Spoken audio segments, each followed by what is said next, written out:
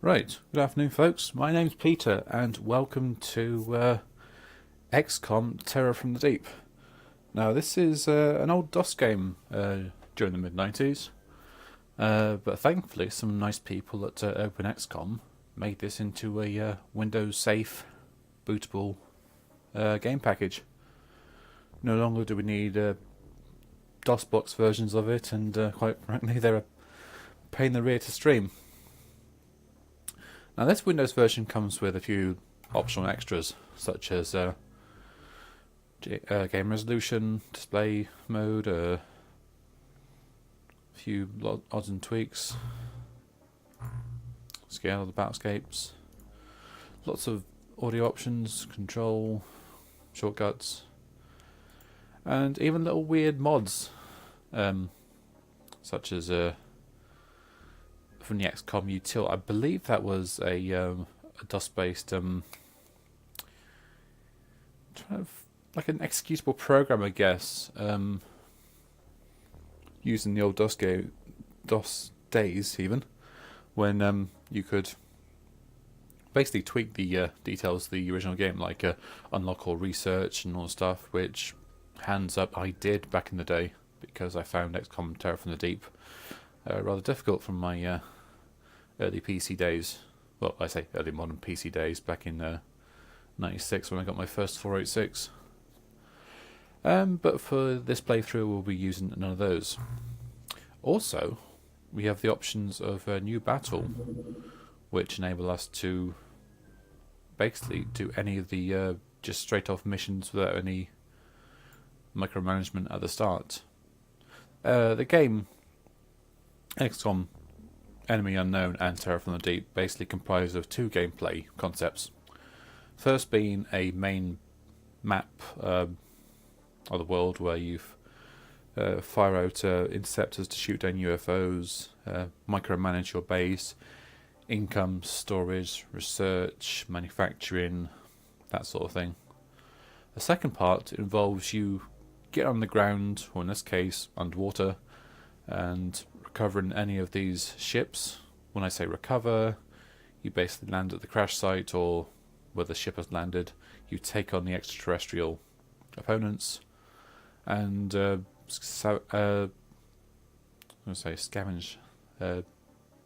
salvage the crashed or intact craft and break down the materials for your own materials and research.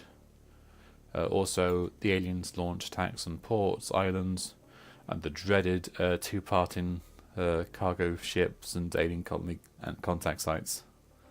This being the final level, which is a three-parter. And yeah, back in the DOS days, it wasn't the most reliable of game to keep out the bugs. Sometimes crashes would occur, and there was actually I'm not really sure, was there?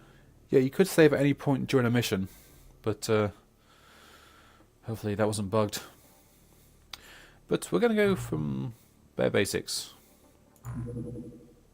And I was usually around the beginner experience, because I'd never played a game like this before.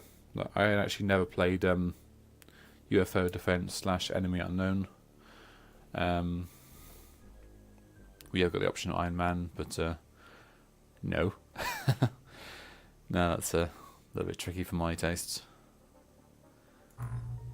Okay, so I'm going to keep the commentary light, hopefully. Just basically going to say, if you've not played XCOM before, you might want to look into it first, because I'm going to be here all night explaining what exactly it is. But anyway, in this version, you've got like concentric circles, which I'm guessing is your like scanning radius of your base, which was not the original, I believe. And what I usually did was look for the Azores Islands and sort of smack a base around sort of the North Atlantic kind of area, and call it as such. Unlike the reboot, you can actually build in multiple bases from this screen here. This is like one base. You can build up to 2, 3, 4, 5, 6, 7, 8 more bases throughout. Obviously, you have to keep an eye out on income and all that.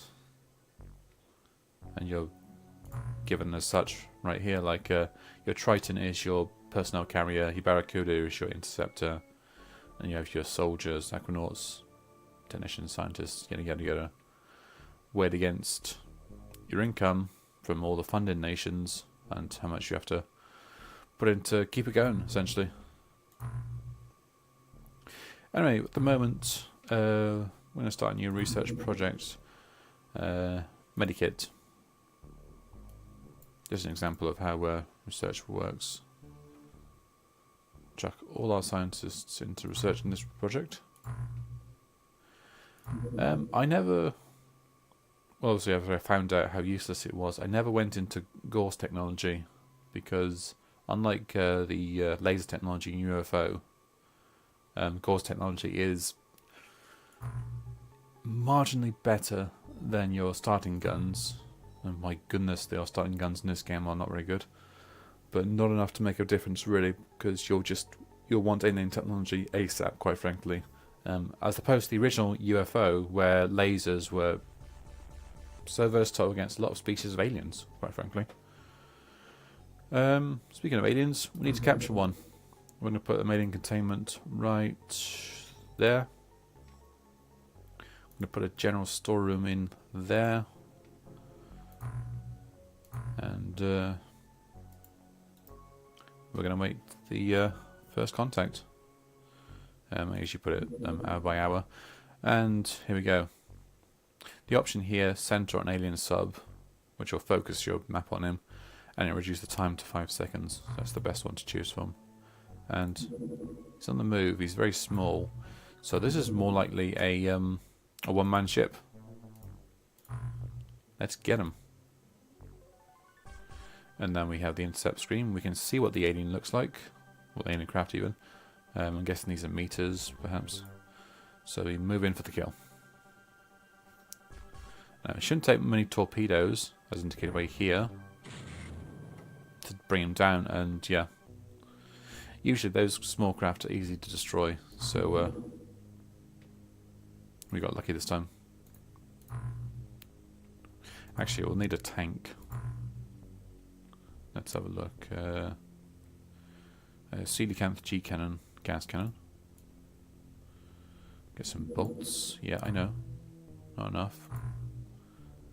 Basically, the coelacanth is your tank. Submersible weapon systems. Yeah, nice little thing it is. It can't be mind controlled by aliens. It's bigger and slower than, say, an aquanaut, but the armor is impressive, and you just send this out to get dirty. Can be used underwater or on the surface. So let's go and bag us an ET. Now sometimes, if it's a small craft, it's more likely all the aliens will be killed in the initial attack, and you just grab it all. We've got some aquaplastics. These are basically the building blocks of alien craft and weapon systems. So let's have a look. We can reduce some scientists from here, make a new project, and let's get a good look at our corpse of these aquatoids.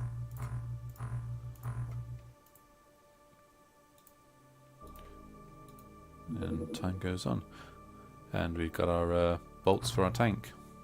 They take about 30 per mission, as it were, and then they'll reload back in the base when they return to base.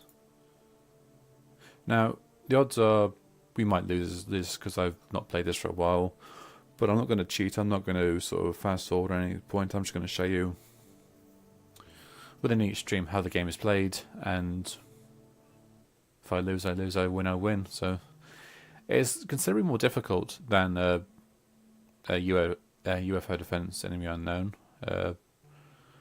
Research takes a little bit longer than usual. What are the factors? The alien weaponry, which is sonic based, as you can see here, much more dangerous than its previous plasma based weaponry in the UFO games. Sonic weapons will kill pretty much 99.9% recurring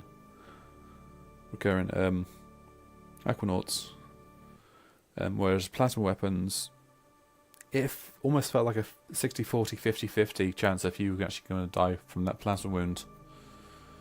Thus battles are much more dangerous, and you have to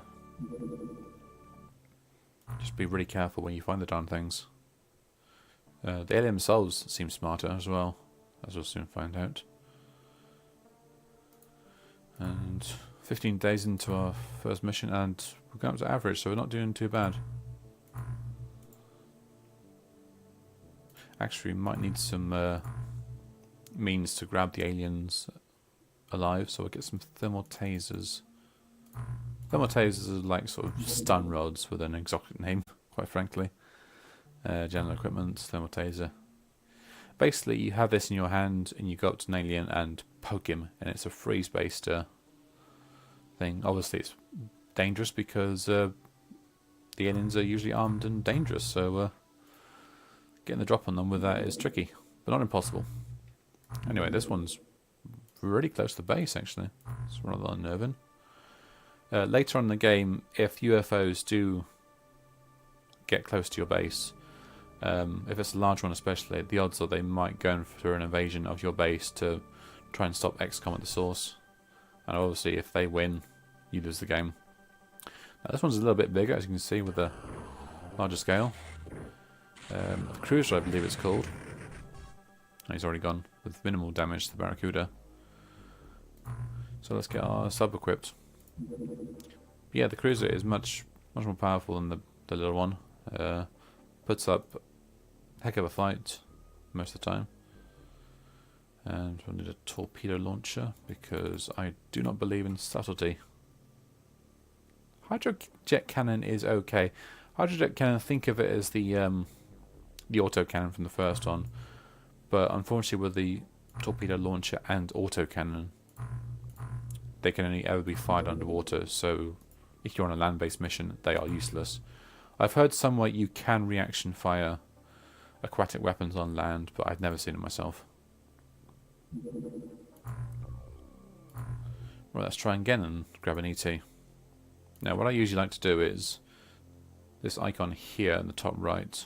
You unload a clip when you drag a weapon over it, pull out the bolts, put the high explosive in, and get the next bloke in line to have the torpedo launcher.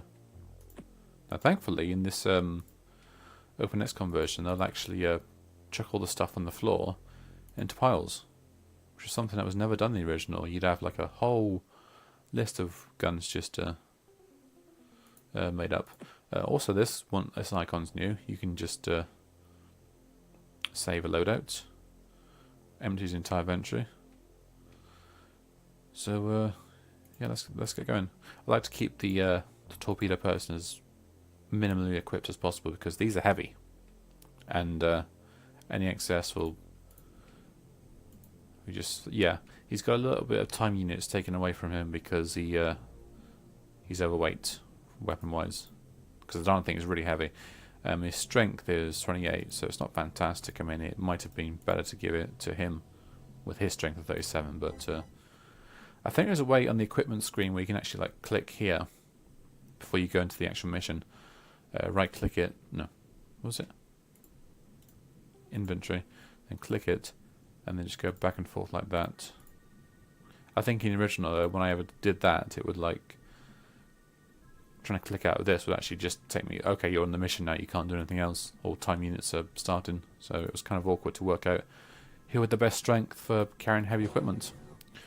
And already, here comes one little rascal. Let's get the drop on him. We prime our grenade instantly. These are turns where it takes time for the grenade to detonate. Many a time was when I got confused on how to use the darn thing. Simple as it looks now. But yeah, I would just occasionally throw a grenade without pulling the pin. So let's tug on that pin and throw it at his feet. That's him sorted. You can see him carrying his little sonic weapon there. And yeah, any touch with that thing on our little troops right here. I've never seen, well, actually been a while since I've seen one so close. He's right there, the grey blob, the little flashing marker star thing, or cross shape even, denotes any equipment. So right now he has the comfort of a grenade under his foot, and we'll end our turn. There we go, that's one down. Now during their turn you'll hear like various noises, screams, weapons fire, while the aliens take their turn in messing up your day. So it sounds like they're still in the sub. So what I usually do is I put a perimeter here, just in case. Usually leaves these guys as is, so they've got enough time units to reaction fire anything that approaches, hopefully. Well, at the same time I throw out troops around the area to search for the alien ship. I keep saying UFO, which technically is incorrect because these things fly rather than fly, but on the map they actually do fly over land masses, so I guess they are flying objects. Let's put some explosive bolts in your gas cannon, Angela. And send you out. No, it seems to be coming from the left, so what I'm going to do is I'm just going to slowly and surely encroach into their location. Using the map is actually handy because if you go like level by level, sometimes you can actually just see the top of the craft before you can actually see it on this battlescape here. At the end of each turn you'll ideally want to keep your troops behind cover, because as meager as the cover looks, a well-placed shot by the enemy can mean the end of one of your chaps or chapesses. Running over terrain is a complete nightmare for me. It's even like bits like seaweed or coral in a way like that. Just usually might be enough, not always, but yeah, I think they're just going up and down the UFO. I think they're like popping out, looking around, trying to gauge where people are, and then going back in. It's something the aliens will do at nighttime missions. This being obviously a daylight mission because you can see everything. In nighttime missions, the fog of war, as it were, encroaches in undiscovered areas, and when you leave that area. So, but the aliens in that instance actually have better eyesight in the darkness, so they remember where you were. They pop back into the darkness and fire from the darkness. Just a little bit frustrating because the odds are you've never seen them. They'll see where you are and never reveal themselves.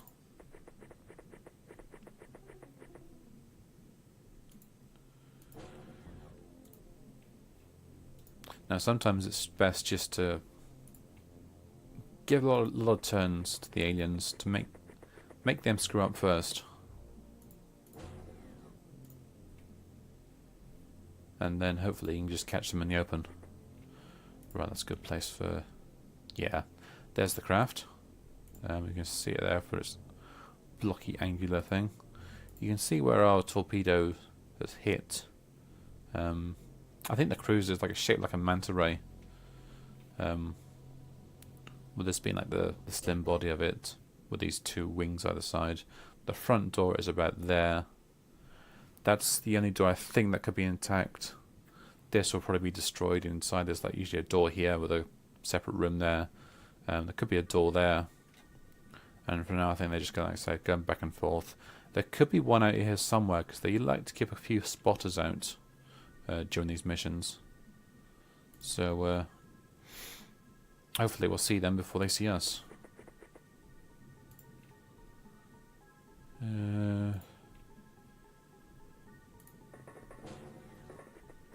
It's best to have as many eyes open as you can on the battlescape without obviously chucking your whole team out there.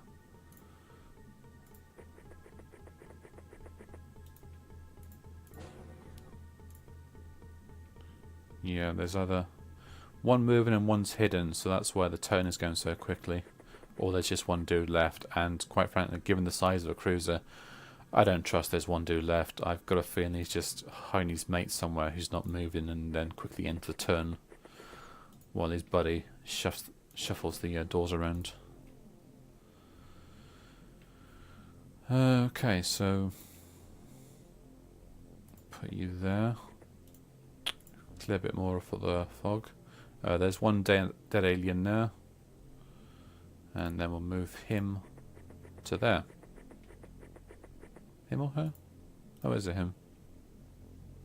Yeah, in this remake, oh well, I say remake, this update of the game, there's a lot more names thrown into the mix. Not the usual sort of hand-picked 5 names they kept chopping and changing in the original. Also, there's like different colour hair for your sprites. Obviously, you can't see them because they're underwater. Inventory screen is the same, but like they'll actually show different ethnicities on the characters when you're on a land mission and such, which I think is a nice touch. Well, if we look at the map, we can see our yellow blobs of where our troops are around. That's usually a good idea as to where people might be best on going.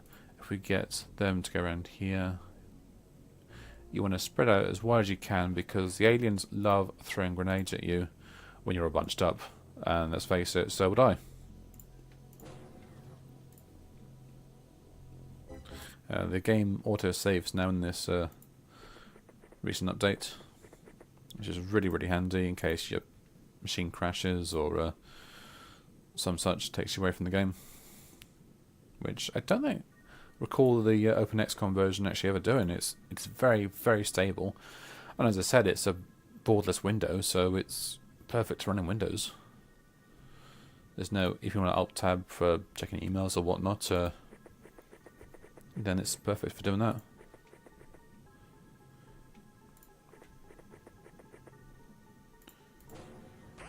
Oh, here we go. And yep, example of the sonic waste weapons being so bloody powerful. Yeah, just dead like that. Okay, so he's in trouble. He needs to hide. But I'll keep an eye out just the same.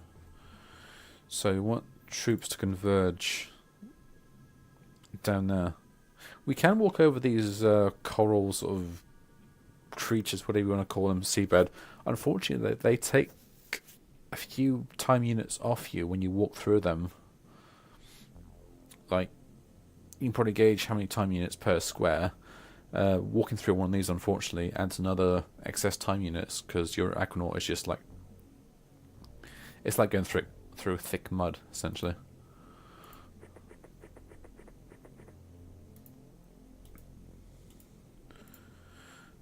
I keep crouching them at the end of the turn because that gives actually an aim-in bonus plus an evasion bonus to when you're being shot at. These buttons here, if you click on one of them, you can actually reserve amount of time units. So at the end of the game, if you wanted to like have enough time units at the end of their movement to like do a snapshot, which is, from what my experience is, like, it's like shooting from the hip. You're not aiming, you're just firing in their general direction. An aim shot or an auto shot, or reserve it just for kneeling. This button here can't be left clicked. You have to right click this button. I'll demonstrate it on someone in the sub. Yeah, left click does nothing. Right click drains all their time units. So if they're getting under like a psychic attack or something, and you want to make sure that they have no time units for the next turn in case they either panic or turn against you, you can just drain their time units and deal with them as is, which I've found quite a saving grace sometimes. Yeah, I've got a feeling there is just one in there though, because his mate would have moved by now. I've forgotten how good the shot they are. There we are.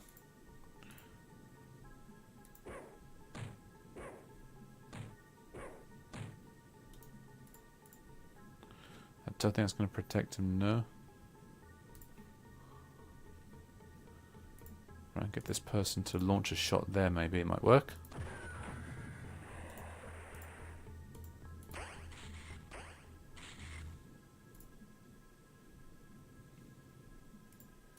Yeah, he's got a clean field of fire down there. And I like to poke him up just in case he fires at his feet randomly.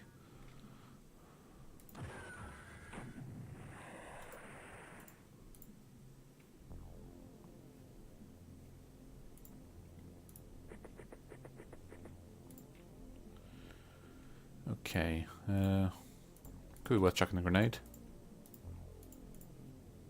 It's a hell of a throw though. And that went nowhere. Yeah, I think it just hit the coral in front of him.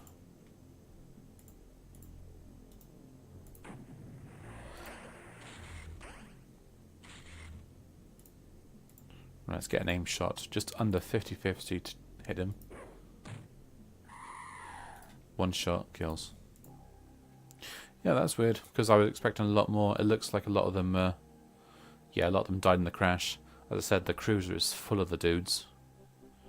New to this remake is a stat button, which you can actually see, thankfully, because you had to like mostly guesswork in the previous game, when your troops get sort of promoted, and I guess like a leveling up system of more time units, more stamina, more health.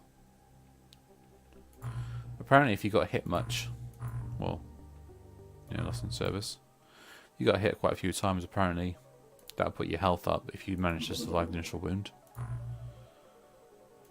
Right, alien containment should be online in a day or so. We need more troops, and we'll chuck a tank in for good measure. The tank is handy because it cannot be psychically controlled. Let's get more scientists, and also we'll need more living quarters.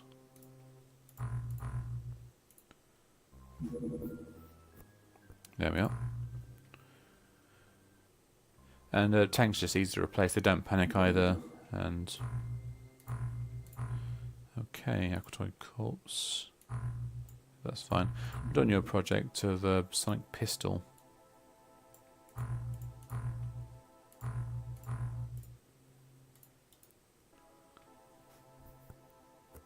The music for the game has always been really, really good, basic as it is. Just conveying that atmosphere, it does a very good job of it. Right, this one's touched down now, as you can see by the green X. So what I usually like to do is wait until morning, then intercept it. And you'll stay on that alien craft until it moves. So let's give them a rude awakening.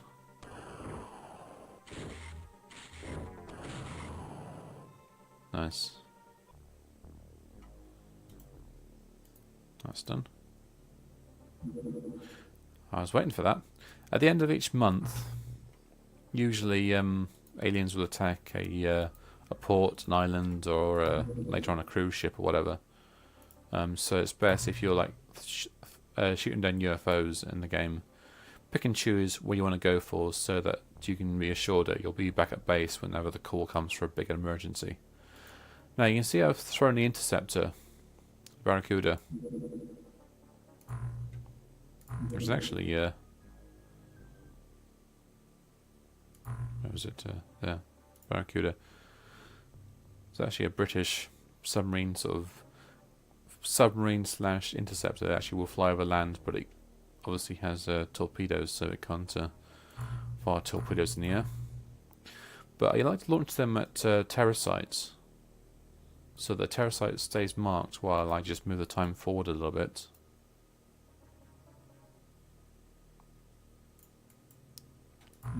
And because the site has been sort of probed, as it were, by interceptors, it never goes away, no matter how long time passes.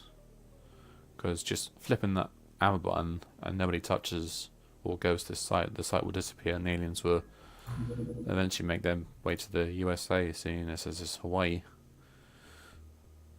So I like to do this so I can actually get the drop on the terror site in the daylight.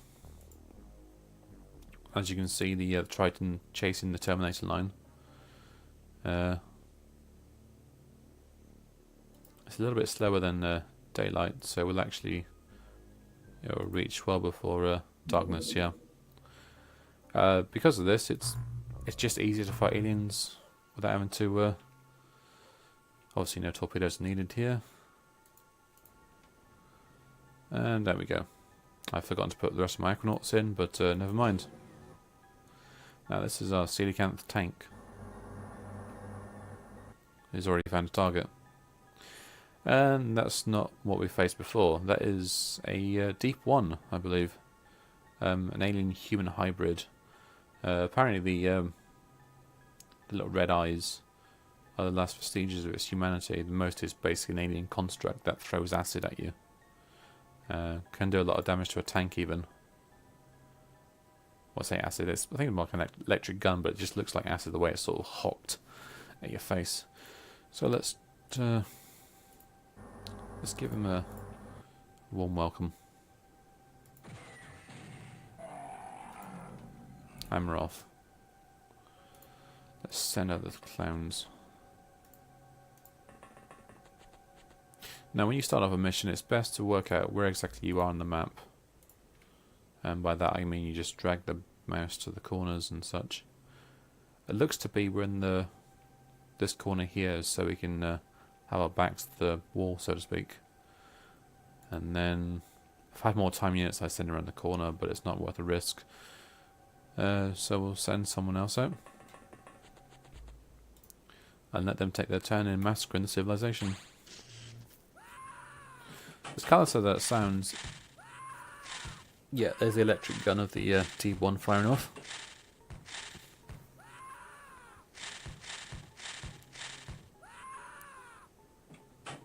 Yeah, as callous as it sounds, it is best to let the aliens sort of attack the people before they attack your troops, because your troops can be replaced.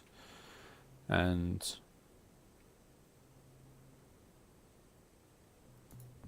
we'll save the day when all the aliens are dead. I mean, that's a rather convoluted sentence. I mean, basically, let the civilians take the heat, because in the mission your troops can't be replaced. They can only be replaced when you're back at base. There's one civilian there. Civilians won't take cover. They will just stand willy-nilly wherever. They won't run away from aliens, which just makes it easy pickings for them to execute her. This is the main building of the map. It's like a multiple story hotel thing with a bar in front. And so far, nothing. These are trees, as you can see. But we need to get underway, so we'll send some people off to the front line. Again, I hate open spaces because there's plenty of places for aliens just to fire down.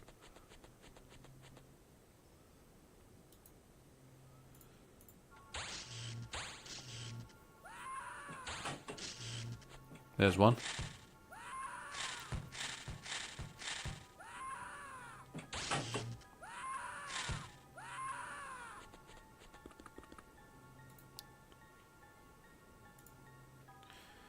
And there he is. That will be a Gillman, which is like an evolutionary throwback creature. It's more Earth-based than the alien, but somehow the aliens got hold of them, put microchips in their noggin, and use them for their own nefarious purposes. So we'll take some snapshots. I'm taking snapshots because while they're a little bit less accurate, I can actually launch a couple during a turn, so I'm not sort of throwing all my hope behind one shot that may or may not hit. Whoops. Okay, he's still standing.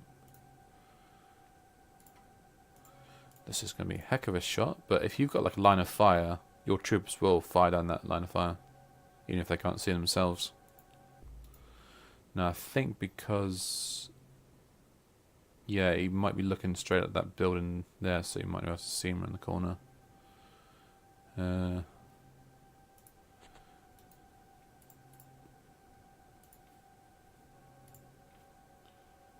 There we are. Got him. Obviously, a civilian should be toast in that explosion. Right, that's nothing over there. Always check the shadows. They can just be in a smallest sliver of shadow and they will just shoot from there, and yeah. So let's chuck a few men up the line.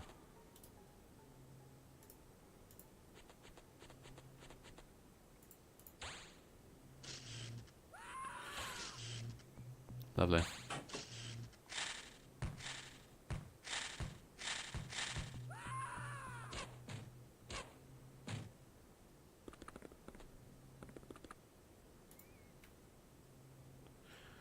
Now I believe that, yeah, that Gilman is carrying a thermal shock weapon, which is basically like their own version of a capture device, because the aliens love to come onto shore locations and whatever and capture people for their nefarious experiments. So getting hit by it is more inconvenience than anything. It'll basically like launch a bomb that will freeze and well, not anyone in range until they can be revived or whatever. But for now, we'll take a few shots at him upstairs.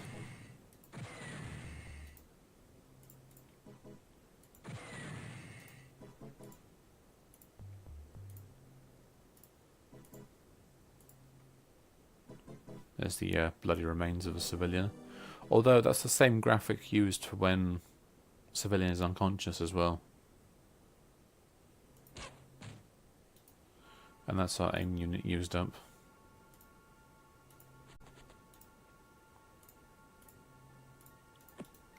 Not sure if I've got enough time units for this. I don't know, I could have it. Yeah. Let's have a look. Oh, lovely. Right at his feet. And the Gilman, I think, are a little bit tougher than the previous Aquatoids, so you might resist that. Or not.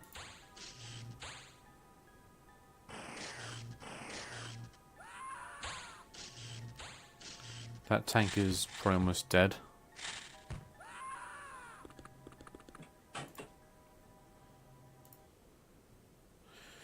Yeah, it's not too bad. I mean, it's probably got some armor chipped away at the front, yeah.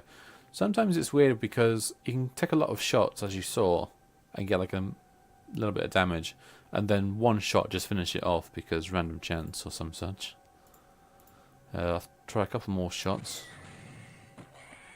Or one. But at the same time, we'll move him out of the way because we want to preserve our tank. They are rather expensive at just under $500,000. I want to keep these guys there because during the alien's turn, if you've got enough time units remaining in a soldier, or an Aquanaut in this case, he will use those time units to like reaction fire a shot of his own, and reactions denoted with this field here. So 46, I think the maximum is like just under 100, so he's like got a 50-50. His mate might fare a bit better in that respect, so we'll have him facing that way. And we know where that one came from.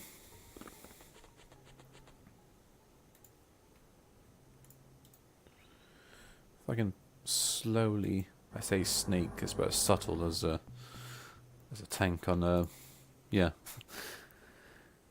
We might be able to get him. Yep, they are. Sometimes they are pretty resistant, some of the Gilman. It may depend on the rank of the actual individual in question. Like there are Gilman squad leaders, soldiers, there are medics, I believe, there are navigators, which for some inexplicable reason I think have psychic powers. Oddly enough, when you actually capture a medic of any alien species alive, they will give you information on another alien species. Like a captured Aquatoid may give you information about a lobster man, which are a thing in this game.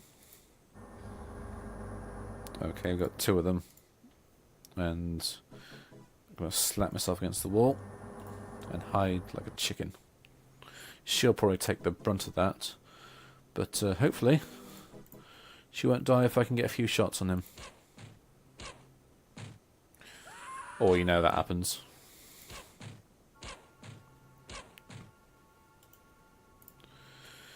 Never mind. Let's try an aim shot. Because sometimes an auto shot will work, but an aim shot could work well. But he has no line of fire, so yeah, that's probably why his mate's in the way. Obviously it takes 10 minutes for him to stand up, look, walk, look, and then yeah, we can't crouch for this, so we'll have to, fingers crossed. Yeah, one of the trees must be in the way.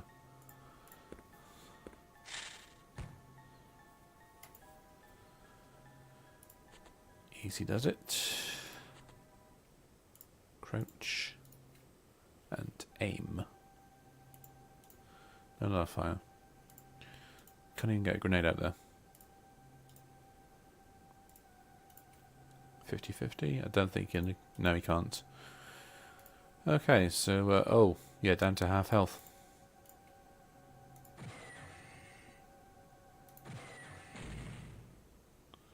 He's knocked unconscious, as denoted by the lack of sound he made. So at any point he can get up again and start shooting. Right, there's two of them over there. Oh, nice reactions.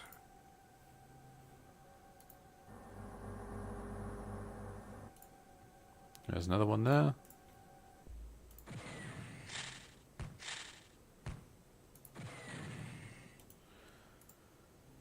And we'll hopefully get an aim shot where up he's took us. No, we can't.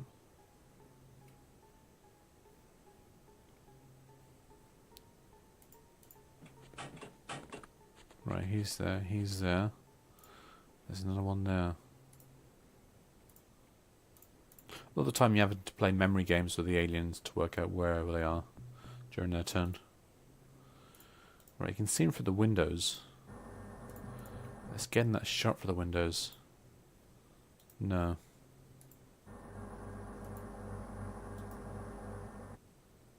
But we revealed some of them anyway, and we'll hide back here. It's best to use the tanks ideally as more of a scout than a frontline weapon, because they are a huge target and will just falter in the face of sustained fire. Right, will this hit? No, it won't. But we don't have enough for another shot. Problem about the harpoon weapons. Jet harpoon rifles. They've only got 10 shots. In UFO they had, I think 20 or so. So you could just like empty entire clip almost and probably like get a few shots in and that would actually hit. Right, 50-50, but don't think he's in the position to fire. We'll try anyway. Oh, what do you know? No, he should be pretty wounded. He might take a bit off his accuracy if we're lucky. Let's let him make the move. Oh wow, it's a field day. Wow, okay. Now one trick I learned years ago was to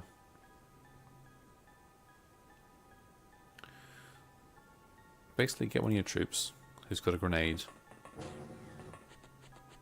get them to walk outside, put the grenade in their hand, don't prime it in case they miss, throw it to a buddy, he'll pick it up, he'll prime it, he can throw it.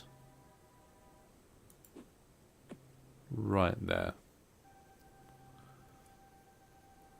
As I said before, you can see like in this version, a character who is who's black is actually black on the screen. Back in the original, take a drink. Basically, everyone was the same male, female, just generic sort of white, blonde-haired character.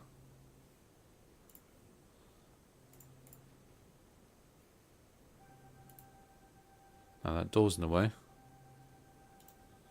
so we'll walk around the door. And of course, obviously the aliens can reaction fire themselves.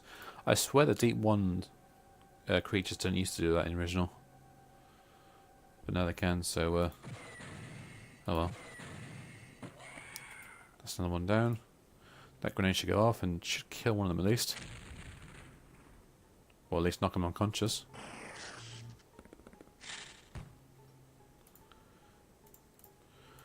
And then we'll just keep firing until we run dry.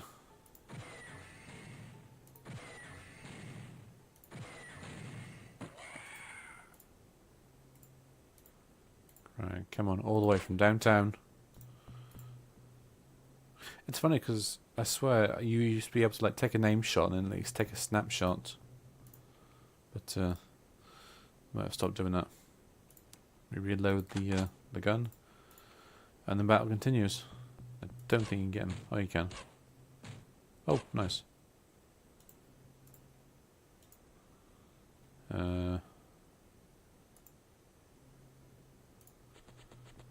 Could be worth taking a snapshot. Never mind. Who's got any sense that alien will take cover? But for the most part, generally, if they see a human, oh, there's children now. They'll just keep on firing until that human's dead. Oh, I think it was woken up from being unconscious. No, wait, it was the Gilman who was unconscious. Never mind. Right, she has no line of fire on that target. She can't even see him. He can with 12 rounds. Let's go. Nice. Okay, there shouldn't be many left now. He's dead around there. Cool.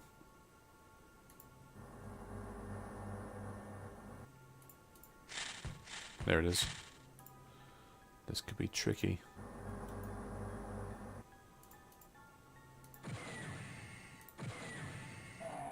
Nope, it ain't.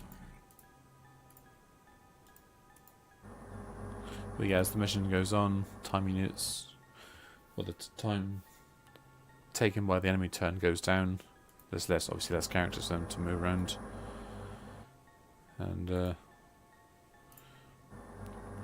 so it's left to a bug hunt, essentially, like from, oh, hello. Oh, he's woken up, great. Go back to bed. Permanently. From what I remember, aliens would like hide in little crawl spaces, like in there.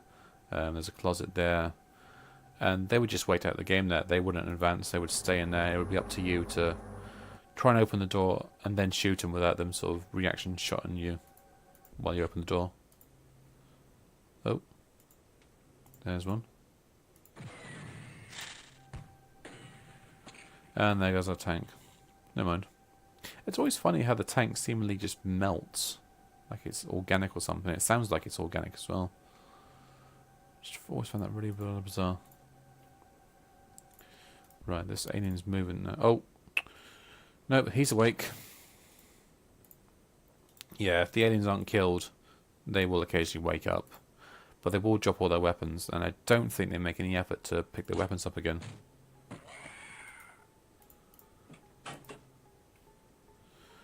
Right, so now we've got to get out into the field and find the last, I think maybe a deep one.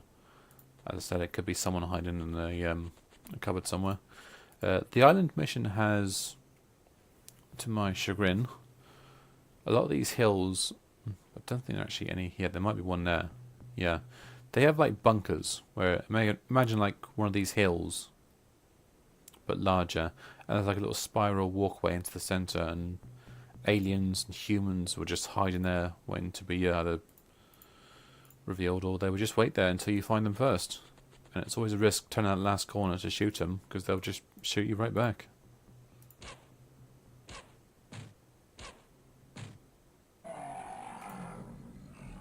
There we are. Unfortunately, dead civilians sort of count against you in the final score, and some nations won't take kindly to that. But I still insist on keeping my soldiers safe first, and let the aliens come to us, or at least be distracted by civilians so that they can be shot in return. Now this is the bit of the battle I hate. You're looking for the last one and you get complacent, and then you forget to hide, forget to take cover, and yeah, you'll just get shot. That's the edge of the area, the map there. There should be a bunker underneath there. Sometimes they're hiding the building. They love to use this one as a main like outpost or whatever. And actually, while I'm thinking about it, I'll send some people that way now.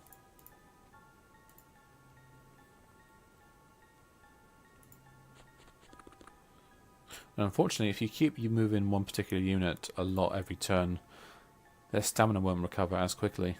And oh, there we are. Oh, he's armed and dangerous. Great.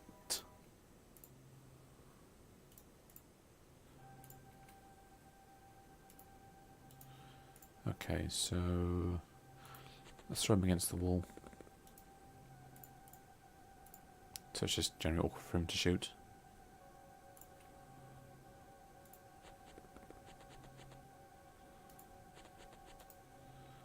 Get him down. Now we slowly encroach on their position.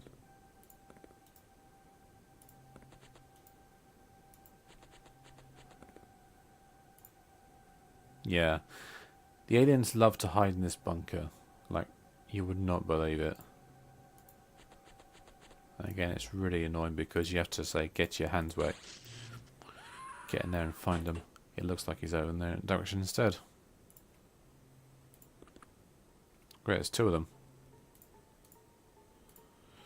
Well, in this case, we're going to plug him first if we hit him. Shut the door first. Easy does it. Always leave one in your Triton to escape in case things aren't going to turn out okay. So the actual aircraft can be piloted back. Turns out every Aquanaut soldier is a pilot in their spare time.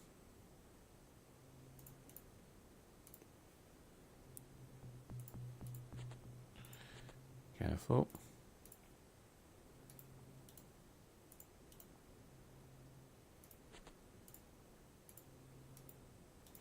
Somehow we've got no field of fire there. But she does enough for a snapshot in case. Whoa, that's a hell of a shot, yeah. I want to get back now because if that thing wakes up, it is going to be ticked.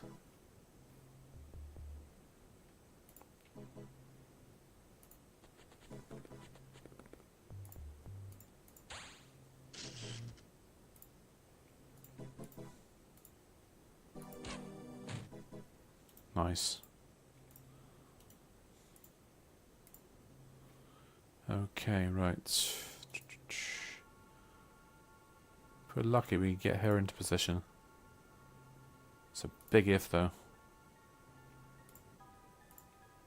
I don't think she can shoot through there now. Ideally, we'd like to keep one alive if we can, so we can actually research the darn things. Because the deep ones, if you can get one early on, very handy. Right, let's shoot everything we got him. Got his attention though. Cost us a soldier.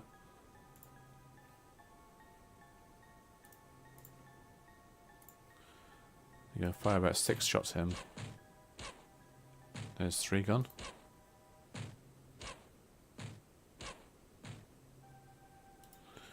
Yeah, he's still standing.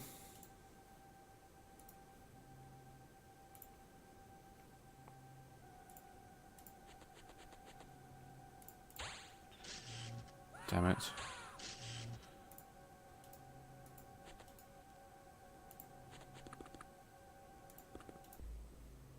Come on, you hit or you die. Oh dear. Yeah, this is like a bit of a foul up for me. He missed. Oh, he's alive. That's great.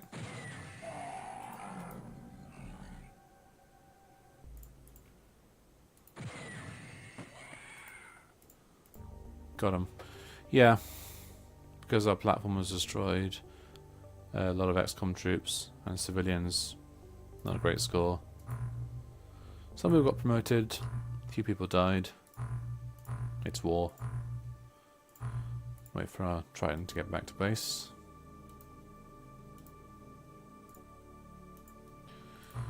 and then re-equip it.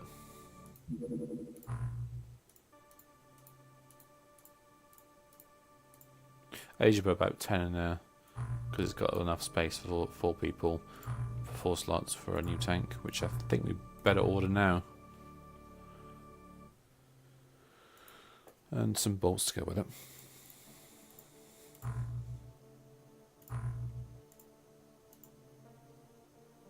And the end of the month. And you basically have your income either slashed, boosted, whatever. And a general evaluation of the generally satisfied, which is it's a good thing, if I'm honest. Some people don't like your previous performances in apprehending either a crash site or a terror site, which they're called. But it's a good place to save anyway. And I'll overwrite that one. Right, that'll be enough for now. So thanks for watching, folks, and I'll see if I can do it again sometime tomorrow or such. Take care.